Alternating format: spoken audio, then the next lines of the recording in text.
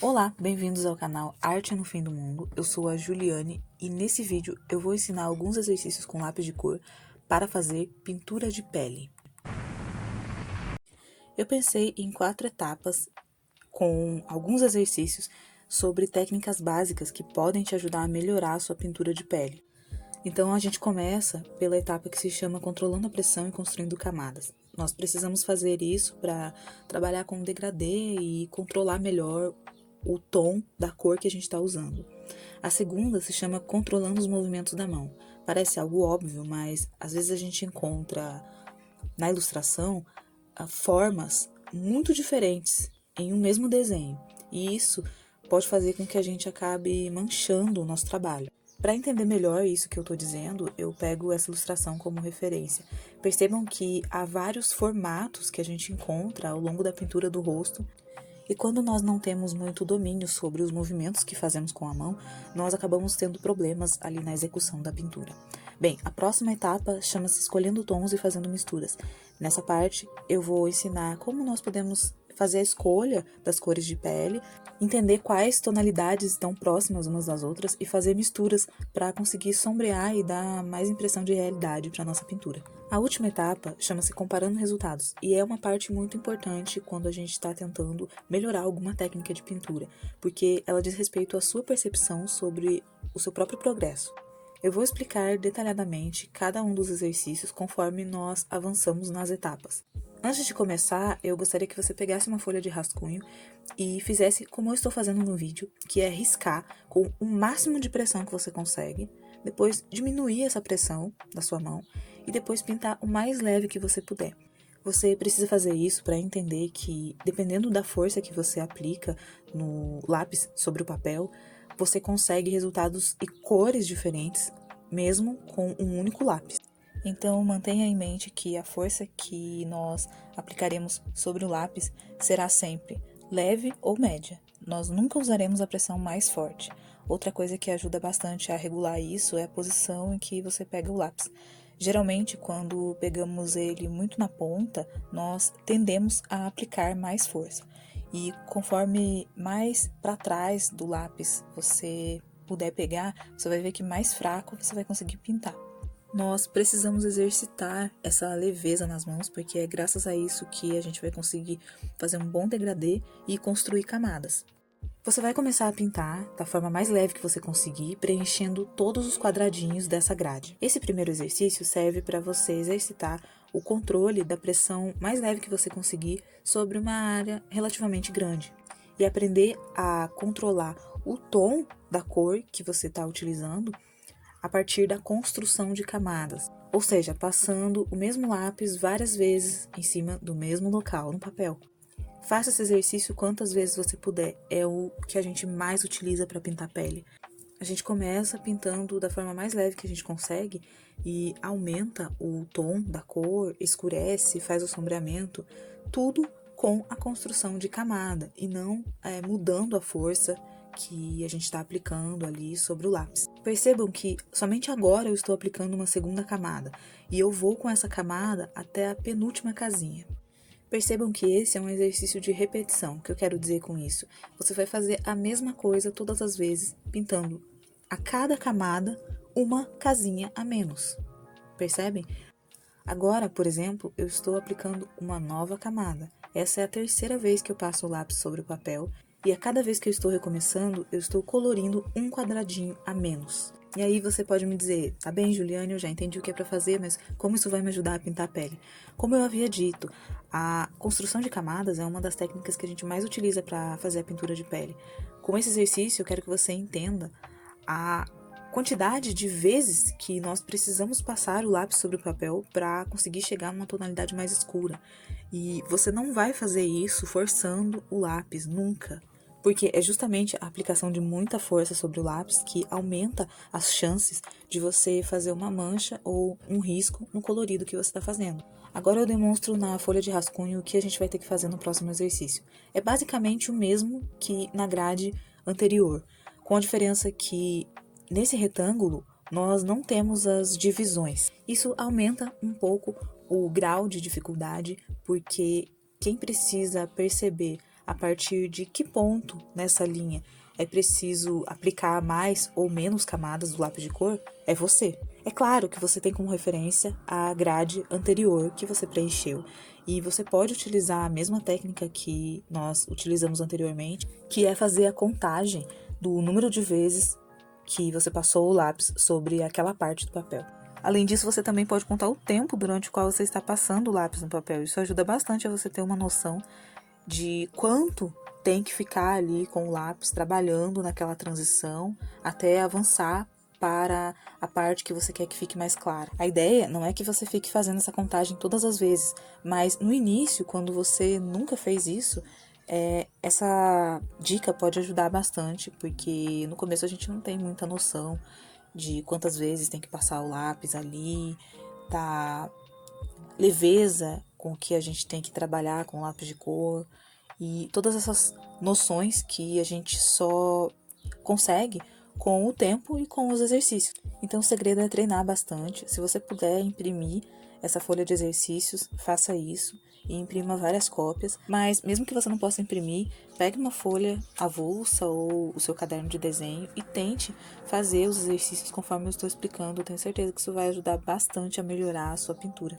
Na próxima etapa de exercícios, a gente vai treinar os movimentos que fazemos com a mão durante a pintura. Então, numa folha de rascunho, eu dou um exemplo de como nós geralmente pintamos, que é com movimentos de vai e vem, seja na vertical ou na horizontal. Nós não vamos fazer dessa forma aqui nessa etapa de exercício.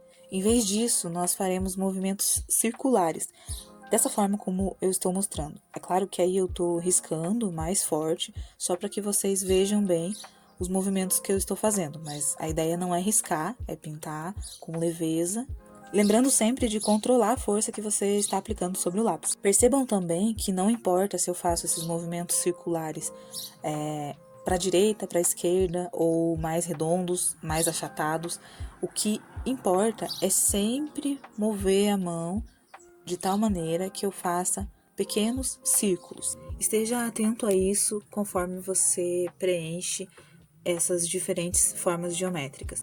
Esse tipo de exercício é muito bom para a gente entender que não importa o formato que a gente encontre na ilustração, nós precisamos aprender a controlar os movimentos da mão para evitar que a gente fique virando a folha para pintar ou faça riscos e manchas, a depender do que a gente encontra. Eu mostrei rapidamente que eu utilizei algumas réguas que eu tenho para fazer essas formas geométricas, mas você pode fazer um formato qualquer, bem torto, e tentar preencher ele com lápis de cor, que vai dar na mesma. O que a gente está treinando aqui, a intenção que eu tenho é ensinar para vocês a ter o controle do movimento que você está fazendo com a mão, com o braço e com os dedos, tá? Tudo isso levando em conta a pressão que você aplica sobre o lápis. Esses exercícios foram pensados em progressão. O que significa isso? Que você precisa sempre levar em consideração aquilo que você fez anteriormente para fazer o próximo exercício. Vocês viram aí que eu comecei preenchendo o primeiro formato geométrico, que é um círculo, mas antes de continuar o exercício, eu quero mostrar para vocês por que é um problema pintar com aqueles movimentos de vai e vem que eu havia dito. Percebam a diferença entre esses dois círculos. Esse que eu pintei com movimentos de vai e vem ficou muito riscado e com manchas que dificilmente eu vou conseguir retirar, seja com borracha ou com o próprio lápis de cor. Já a área que eu estou preenchendo com círculos, e eu faço questão de modificar bastante o tamanho desses movimentos circulares para que vocês vejam que, independentemente disso, ele não mancha a área como os movimentos de vai e vem fariam, né? Porque justamente o movimento circular, o próprio nome já diz, é em formato de círculo, o que significa que eu estou girando o lápis em 360 graus. Movendo o lápis para todas as direções, é mais difícil que eu manche alguma área. Então, aqui eu repito o movimento. Tentem reproduzir o que eu estou fazendo com o lápis de cor. Percebam que eu posso pintar uma área grande, mas é ideal começar a colorir com pequenos círculos. Aqui, por exemplo, nesse formato, que tem formas angulosas, ou seja, pontudas, eu preciso diminuir o tamanho do círculo que eu estou fazendo para que eu consiga preencher mesmo os cantinhos mais pontudos. Eu vou mostrar novamente como ficaria uma pintura fazendo formatos de vai e vem em uma forma geométrica diferente. Então aqui, por exemplo, vocês puderam ver que essa forma ficou completamente riscada e manchada. E independentemente de eu fazer o movimento seguindo as bordas dessa forma geométrica. Então não é porque eu encontro uma forma reta e angulosa que eu tenho que pintar dessa maneira. O formato circular, repito, vai te ajudar a ter um controle maior da área que você está preenchendo sem fazer riscos, porque vai movendo o lápis em todas as direções. E é a sua mão, os seus dedos, o seu braço, ou seja, o controle que você tem sobre isso, que a gente chama de coordenação motora, que tem que estar bastante treinado, né? A gente tem que se adaptar à forma que a gente encontra no desenho e não pintar de diferentes maneiras a depender da forma geométrica que você encontra. É claro que essa não é uma regra geral sobre como todos nós deveríamos fazer os nossos coloridos. Cada um pinta da forma que consegue e que acha melhor. A minha intenção com esse tipo de vídeo é apenas ensinar aquilo que eu sei e que eu faço para pintar melhor. Então, se você tem algum tipo de dificuldade com isso, ou seja, um problema na execução dos seus trabalhos, a minha intenção é te ajudar a resolver esse problema, tá? E não ditar uma regra sobre como você deve fazer um colorido ou qualquer coisa desse tipo. Aqui eu tô preenchendo um outro formato. Veja, sempre fazendo os mesmos movimentos circulares. É claro que eu acelerei o vídeo para que não ficasse muito cansativo, mas eu acredito que dê para perceber a diferença e aquilo que eu quero demonstrar e estou pedindo no vídeo para que vocês reproduzam aí na casa de vocês. Eu peguei um outro desenho para demonstrar que a gente encontra esses tipos de formas geométricas em qualquer ilustração. Então aqui, por exemplo, vejam o nariz perto da boca e nas mãos, que essas formas elas mudam drasticamente ou muito rapidamente, e às vezes quando a gente está pintando ali retinho, em único formato, a gente se depara com aquela forma e não sabe para que direção ir, e é aí que você faz o risco, é aí que você faz a mancha. E é precisamente nisso que está a vantagem de colorir em formatos circulares, porque quando você pinta movendo o lápis para todas as direções, você não é surpreendido. E quando você não tem medo de encontrar esses diferentes formatos ao longo da pintura, você acaba colorindo com mais confiança e, consequentemente, cometendo menos erros. E por falar em erro, eu acabei de fazer um propositalmente. Por que eu fiz isso? Para mostrar para vocês que a gente tem como salvar esse colorido ainda. Digamos que você está colorindo o rosto lá e fez uma mancha horrível e pensa, acabei com o colorido. Ou pior, tenta consertar da maneira errada e realmente acaba estragando todo o seu desenho. Então eu vou abrir um parênteses agora no vídeo para mostrar algumas borrachas que eu uso para apagar tanto o grafite quanto o lápis de cor.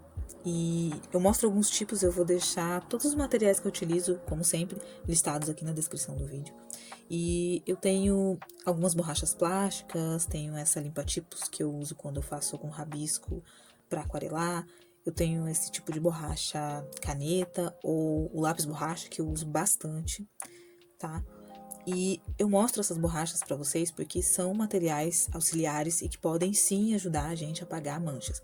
Mas a informação principal que eu quero passar aqui é a seguinte: não conte sempre com a borracha para salvar a sua pintura. A borracha pode sim ser um bom auxiliar e eu utilizo muitas vezes para apagar lápis de cor.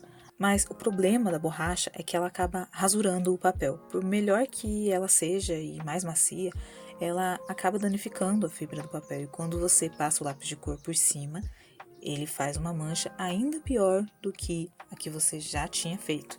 Então, antes de se desesperar depois de fazer uma mancha como essa que eu fiz aqui agora, eu vou te ensinar como tirar essa mancha sem utilizar a borracha, tá bem? Para isso, você precisa se lembrar dos exercícios de controle de pressão que a gente fez na primeira etapa. Então, aqui, o segredo é você pintar com muita leveza em volta dessa mancha. vá preenchendo toda a área em volta da mancha com leveza e sem passar o lápis de cor por cima da parte que você já riscou ou manchou. Quando você for se aproximando dessa mancha, use ainda mais leveza na mão, tente controlar o movimento que você faz com a mão para não levar o lápis ali naquela área sem querer. No começo isso pode ser difícil, mas você pode fazer esse exercício de provocar manchas propositais e treinar o preenchimento da área em volta da mancha. E nesse momento eu quero dar uma dica que é bem importante para você ter ainda mais controle do que você está fazendo na sua pintura. Tente manter a ponta do lápis de cor sempre bem afiada. Você não precisa ficar apontando o lápis toda hora para isso. Eu já falei sobre o desperdício de lápis de cor aqui num vídeo do canal, onde eu falo sobre os tipos de apontador. Mas, de modo geral, a dica que eu dou é que você se acostume a lixar o lápis, tá? Isso vai manter a ponta sempre bem afiada. Então, aonde você colocar o lápis, você vai ter certeza de que é o local que você realmente quer aplicar a cor. A ponta afiada te dá muito mais precisão e, consequentemente, maior controle. Dito isso, percebam que, novamente com a ponta afiada, eu continuo trabalhando no preenchimento das áreas que ainda estão um pouco esbranquiçadas, tentando uniformizar toda essa área.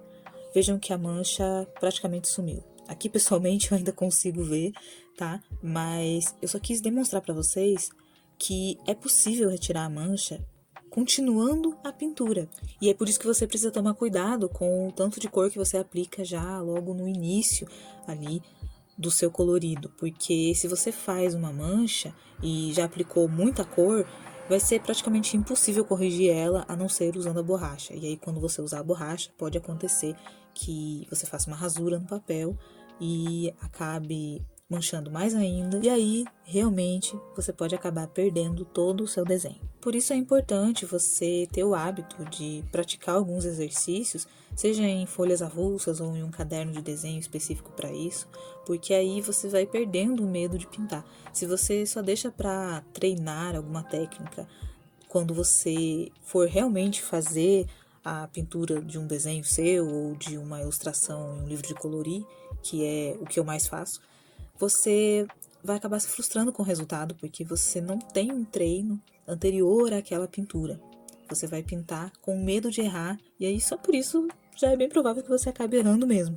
Aqui eu começo a preencher esse último formato geométrico com bastante leveza e também usando os movimentos circulares, e vocês podem observar que mesmo o preenchimento de uma área grande e que eu comecei a partir do meio, não ficou manchado, tá? Ficou uma pintura uniforme, então treine, faça esses exercícios que você vai conseguir também. A próxima etapa diz respeito à escolha de cores. Então, eu sei que muitas pessoas têm dúvidas sobre quais cores escolher para pintar uma pele. Eu resolvi usar uma caixa com 24 lápis de cor, porque eu acredito que esse é o mínimo que todo mundo que já faz coloridos tenha, tá bem? Eu resolvi não usar uma caixa de 12 cores, porque é uma paleta bastante limitada, e eu pretendo fazer um outro vídeo só sobre isso, ou seja, sobre como colorir uma pele usando apenas uma caixinha de 12 cores. Mas nessa etapa, o meu foco é ensinar vocês a selecionarem as cores ali de um set de lápis de cor que não seja tão grande como de 48 ou mesmo de 36 cores. E ao mesmo tempo mostrar que mesmo com uma caixa que não é considerada tão grande assim, a gente consegue encontrar várias possibilidades de tons de pele, e não precisa você comprar uma caixinha só com lápis de cor, tons de pele, certo? Então, a primeira coisa que você vai fazer é olhar a sua tabela de cores, e se você não tiver uma, então você deve riscar todas as cores da sua caixinha para identificar quais tons você usaria como cor de pele, sem fazer mistura nenhuma. O que eu quero dizer com isso? Aqueles tons de bege, de marrons, que você usaria sozinhos como cor de pele, tá? Em uma ilustração. Por exemplo, eu selecionei 3 tons de marrom, um claro, um médio e um escuro. Também peguei a cor preta, que eu não costumo utilizar, mas como a gente não tem muitas opções, eu peguei aqui pra gente fazer um tom de pele bem escuro. E também o bege, que é o único que vem nessa caixa de 24 lápis. Uma vez que você já escolheu as cores da sua caixinha, seja ela o tamanho que for, eu só peguei a de 24 aqui, como eu disse, pra usar uma paleta mais limitada e mostrar que mesmo assim é possível a gente fazer vários tons de pele. Aqui estão as cores que eu escolhi e eu vou mostrar o que a gente vai fazer nessa etapa. Nós vamos preencher, misturar as cores nesses círculos e também fazer uma escala de cores e tonalidades possíveis para usar em uma pele. Então você vai pegar uma folha de rascunho e vai novamente riscar todos os tons. Ah, mas por que se eu já tenho a tabela ou já fiz isso antes? Porque agora, depois que você já selecionou as cores possíveis de tons de pele, você vai colocar elas em uma escala, da mais clara para mais escura, mesmo que elas não tenham uma proximidade tão grande, como por exemplo o bege e o marrom claro, que é meio amarelado, eles não são nem um pouco parecidos. Mas mesmo assim é importante você fazer isso de novo para entender qual é o tom mais escuro e o mais claro que você tem, porque a gente vai fazer um degradê com todos eles agora, tá? Nessa grade aqui. O que nós vamos fazer é o seguinte, começar a preencher com o tom mais clarinho que nós encontramos. E antes de continuar, eu decidi retirar um tom, porque eu percebi que eu fiz a divisão ali da grade só com 4 retângulos. Não tem problema, você pode usar todas as cores que você tiver, mas para facilitar a minha explicação para vocês, eu resolvi usar 4 retângulos e 4 cores, certo?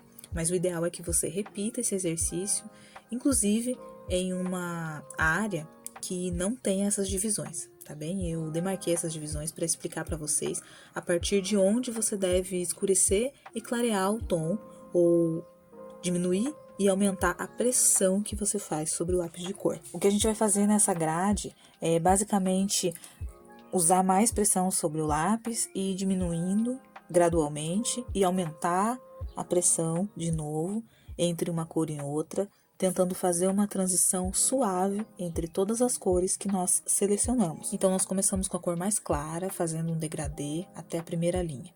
E a partir da primeira linha, nós já começamos com a segunda cor, invadindo um pouco a primeira e fazendo um degradê em direção ao terceiro quadradinho. Ali na próxima linha, nós usamos o tom mais escuro, invadindo um pouco a cor anterior e fazendo um degradê na direção do final ali dessa grade. E na última cor, a gente usa uma pressão bem leve, invadindo o tom de marrom e deixando mais forte conforme a gente vai terminando a pintura. Percebam que nesse exercício nós precisamos fazer exatamente a mesma coisa que fizemos na primeira etapa, com a diferença de que aqui a intenção é você trabalhar a transição entre as cores. Para que isso fique cada vez mais bonito, você tem que fazer várias vezes esse exercício, entrando com uma cor na outra, né? Então, pode ser que das primeiras vezes fique manchado e você não consiga fazer uma transição tão suave, mas persista, continue trabalhando, continue prestando atenção na pressão que você coloca sobre o lápis de cor, no quão forte ou fraco você precisa pintar para fazer uma transição suave de uma cor para outra, que eu garanto, uma hora você vai conseguir fazer isso e vai ficar um efeito muito bonito. Aqui, como vocês podem ver, eu já comecei a preencher o primeiro círculo, tá? Eu já começo a fazer a mistura de cores. E como isso funciona? Primeiro, a referência que a gente tem é a grade que acabamos de colorir. Então, você vai olhar essa grade, vai tentar perceber ali a diferença entre os tons. E eu começo com um tom de pele claro, para dar o exemplo de como eu faço as misturas. Eu olhei, tá? Eu usei o tom mais claro como base e percebi que para fazer a sombra eu podia usar o marrom médio, mas eu deveria usar ele com a mesma pressão que eu usei na grade para fazer o degradê. O que eu quero dizer com isso? A sombra do bege pode ser um marrom, desde que eu aplique ele com leveza. Aqui eu também resolvi fazer uma distinção entre as misturas de 2 cores e 3 cores. Eu fiz isso para mostrar para vocês que quanto maior a variedade de tons que a gente utiliza numa pele, mais a gente vai ter a impressão de que aquela pele é real. E isso porque a nossa própria pele tem muitos tons, tem muitas cores. Se você observar a sua mão, o seu braço, o seu rosto, você vai perceber que não é uniforme. É interessante o fato de que nós temos muitas cores em nós. Então, além da diversidade de cores de pele, também há uma diversidade de tons na nossa própria pele. Voltando para a explicação sobre a mistura de cores. Eu usei, nesse círculo onde eu começo a misturar 3 lápis de cor, a mesma técnica, ou seja, você tem que perceber qual é a tonalidade que você quer e aplicar com leveza ou o número de camadas suficiente para fazer uma boa transição entre as cores. Perceba que, mesmo se tratando de duas cores de pele clara, eu consegui um sombreamento, uma impressão de realidade muito maior usando 3 lápis de cor. Lembre-se de manter a ponta do lápis de cor bem afiada, ou pelo menos apontada o suficiente para que você tenha o controle da área exata que você quer preencher. Isso é importante para a gente fazer uma boa gradação e transição de uma cor a outra. Outra coisa que eu gostaria de falar é sobre as formas de você fazer essa pintura. Eu posso fazer o preenchimento, como eu estou fazendo no caso desse círculo, começando pela base, tá? Ou seja, a cor que eu realmente quero que a pele seja, e fazendo a sombra depois. Eu não costumo fazer isso porque, dependendo do quão encerado é o lápis de cor, é difícil de preencher e fazer a sombra sem manchar. Eu prefiro fazer da forma como eu estou mostrando nesse círculo, que é começar pela cor mais escura e depois fazer o preenchimento de toda a área, apenas trabalhando ali na gradação de tom do lápis de cor, tá? Ou seja, diminuindo e aumentando a pressão sobre o lápis de cor, ou fazendo mais camadas e diminuindo elas gradualmente conforme eu vou em direção às áreas mais claras da pele.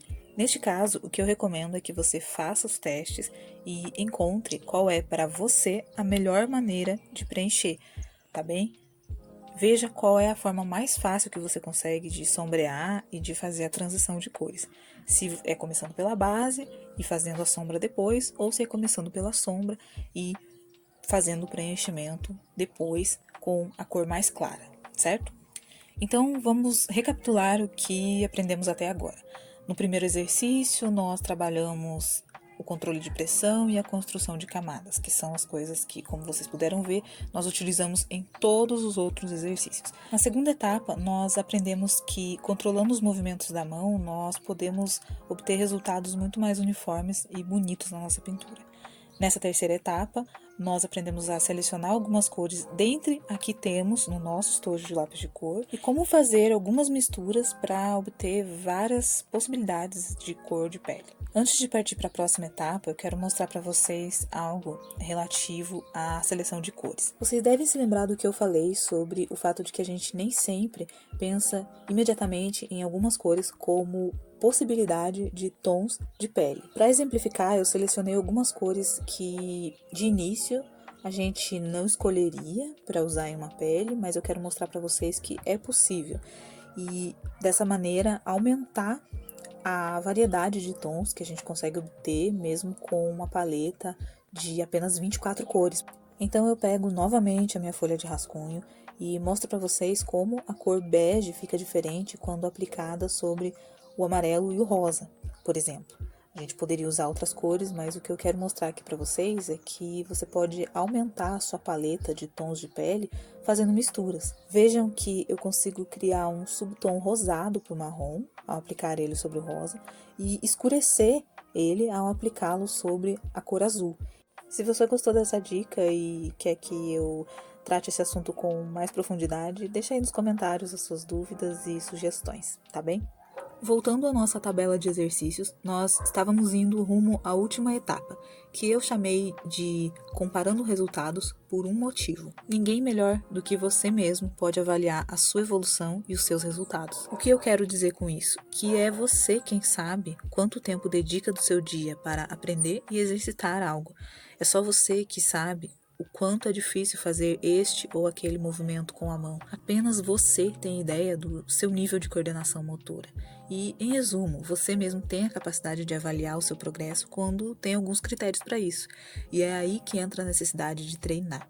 Então, embora essa última etapa pareça uma mera repetição dos exercícios anteriores, ela seja talvez a mais importante, porque para você melhorar, você precisa treinar e esse exercício tem que ser constante.